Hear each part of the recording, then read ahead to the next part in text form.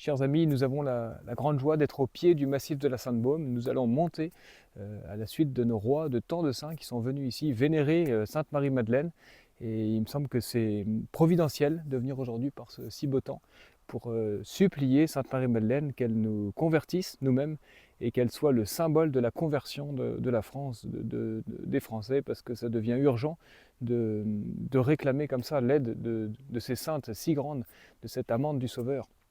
Et il y a une chose qui m'a frappé en préparant ce pèlerinage, c'est l'amour, le cœur que cette femme a eu au matin de Pâques, alors que même les apôtres, qui sont plus cérébraux, plus intellectuels peut-être, et elle est restée comme ça jusqu'à ce que le Christ,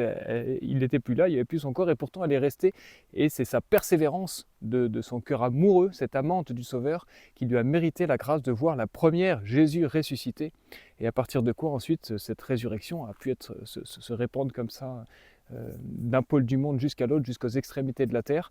Eh bien nous c'est un peu pareil, on espère c'est le relèvement de cette France et on ne le voit pas, et pourtant on reste, on demeure, on fait ces pèlerinages, et c'est une invitation à la persévérance entre nous, à se dire que de la même manière, un jour ces lieux vont être les poumons de la France de demain, de la France catholique et royale. Et nous nous mettons aussi dans le sillage donc de tant de rois qui sont venus, en particulier Louis XIV, qui n'a pas toujours fait des choses bonnes, mais en 1660, il est venu ici, en action de grâce pour sa naissance, avec sa mère, Anne d'Autriche, et avant d'aller à Cotignac, remercier Notre-Dame de Grâce, et puis à Apt, remercier Sainte-Anne, il est venu ici vénérer les restes de Sainte Marie-Madeleine. Donc mettons-nous avec tous ces saints, avec tous ces rois, en marche pour prier Sainte Marie-Madeleine de nous convertir et de convertir la France, le beau royaume de France de jadis.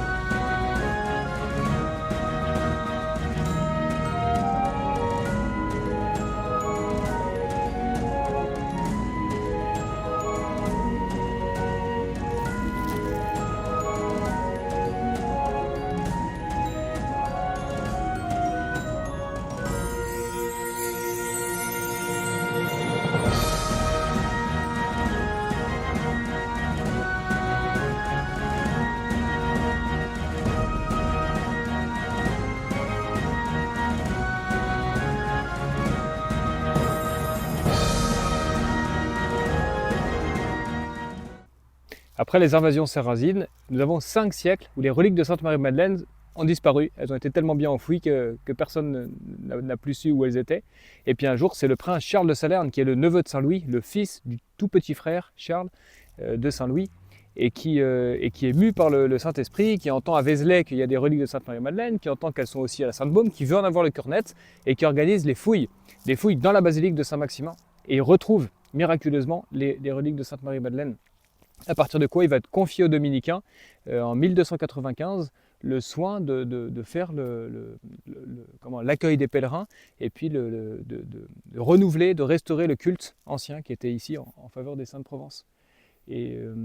ce chemin par lequel nous allons monter jusqu'à la Sainte-Baume s'appelle le chemin des rois, en l'honneur de plusieurs papes et de tant de nos rois qui sont venus ici, qui montaient à cheval, qui prenaient ce chemin comme ça, à commencer par Saint-Louis au retour de croisade en action de grâce, qui est venu remercier Sainte Marie-Madeleine d'avoir protégé ses armées, lui demander certainement de pouvoir revenir une deuxième fois pour achever son œuvre. Et puis ensuite, il y a eu d'autres rois comme le roi Louis XI, le roi François Ier qui est venu ici. Tout le monde connaît 1515 Marignan, mais en 1516, au retour de Marignan, cette grande victoire militaire, il est venu remercier aussi Sainte Marie-Madeleine avec sa mère, Louise de Savoie, je crois, et sa femme Claude, et puis la duchesse de Bretagne, il viendra aussi ici, le roi Henri IV, Henri IV, François Ier, on a dit, et puis Louis XIII et jusqu'à Louis XIV en 1660, qui viendront rendre hommage à la sainte de la Provence, qui est la sainte aussi du royaume de France, qui est une des saintes patronnes du royaume de France, parce que le royaume de France est attaché à la foi, comme Marie-Madeleine avait voulu enserrer les pieds de son sauveur sur la croix, et ensuite les pieds de le sacré côté de Jésus-Christ au matin de Pâques. Le premier témoin de la résurrection, c'est Marie-Madeleine, et c'est ici, dans ces lieux, qu'elle a vécu, qu'elle a prié, qu'elle a aimé, qu'elle a jeûné, qu'elle a fait pénitence, et qu'elle continue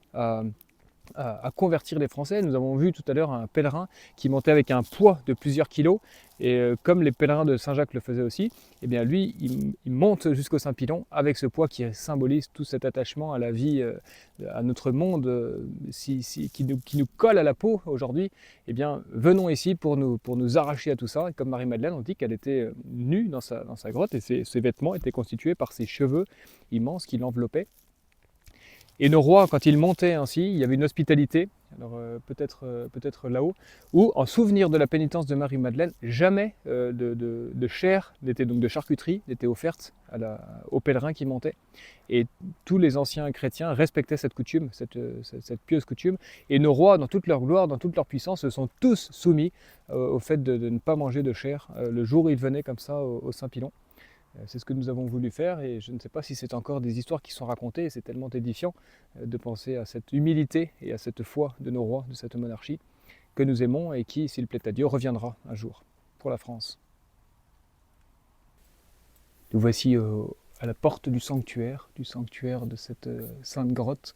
merveilleuse dans laquelle Marie-Madeleine a passé 30 ans, autant d'années. On dit que la vie cachée de notre Seigneur à Nazareth. Et à partir de l'an 47, j'ai vu donc qu'elle serait morte en 77. Et puis ici, vous voyez les religieux qui ont, depuis l'an 415, depuis Jean Cassien, gardé la mémoire, le souvenir, le culte de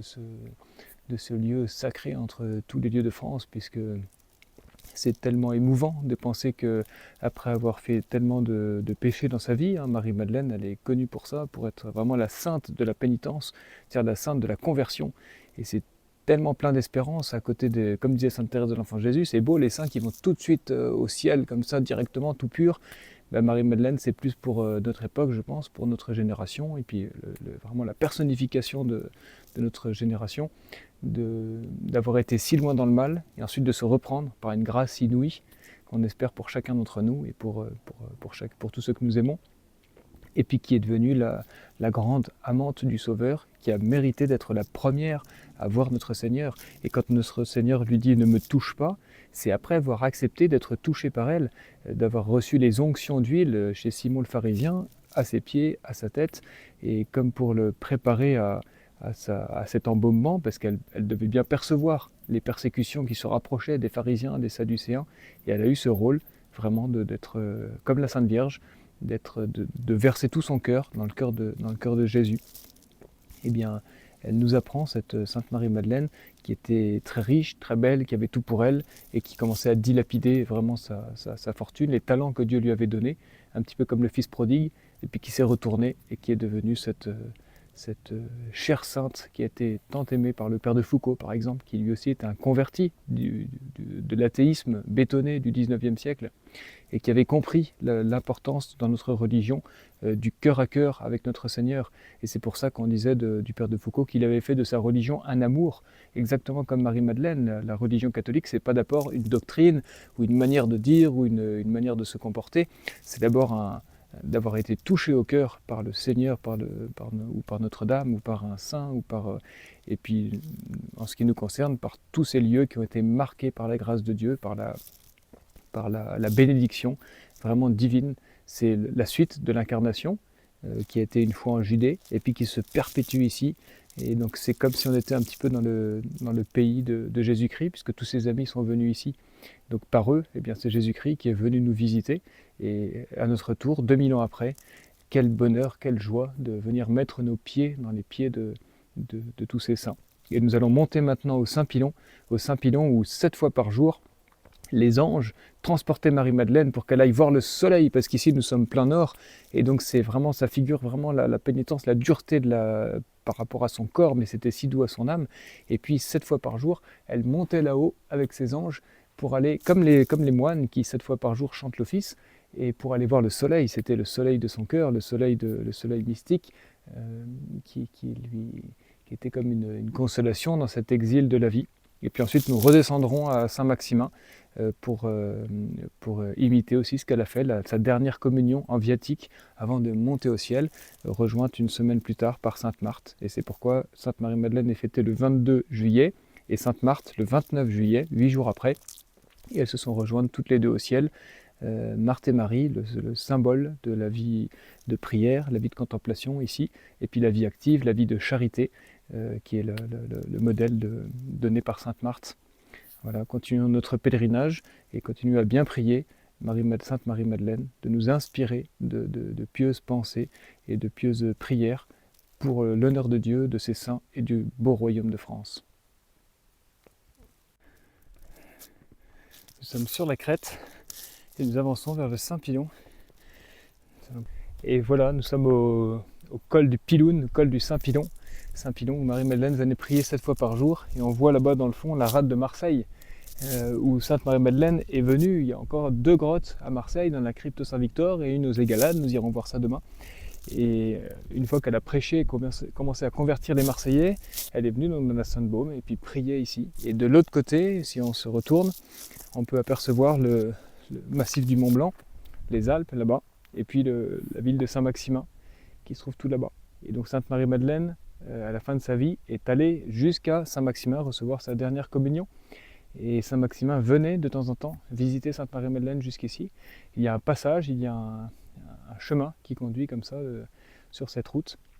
Et on dit d'ailleurs que dans un château Saint-Jean, on voit encore les traces de Marie-Madeleine qui se sont imprimées sur le rocher. Et on disait de la même manière sur le Saint-Pilon, avant la Révolution, même après, encore au 19e siècle, dans les petits Bollandisques, qu'il y a une pierre quelque part, peut-être dans cette chapelle, peut-être elle a été dissimulée maintenant, et sur laquelle se sont imprimés les 2 pieds de Marie-Madeleine.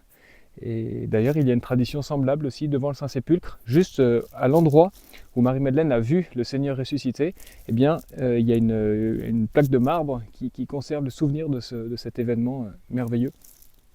Et bien, ici aussi, tant de traces de cette évangélisation d'il y a 2000 ans par l'apôtre des apôtres, Sainte Marie-Madeleine. Remercions-la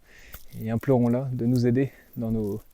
notre vocation, chacun, pour que revive cette histoire extraordinaire et cet évangile et cette bonne nouvelle qu'il nous faut annoncer à notre tour à nos frères de France, à nos frères chrétiens et même à nos frères qui ne sont plus chrétiens ou qui ne sont pas chrétiens, musulmans, pour que son règne arrive et pour que tous louent et glorifient notre Seigneur Jésus-Christ et sa divine Mère.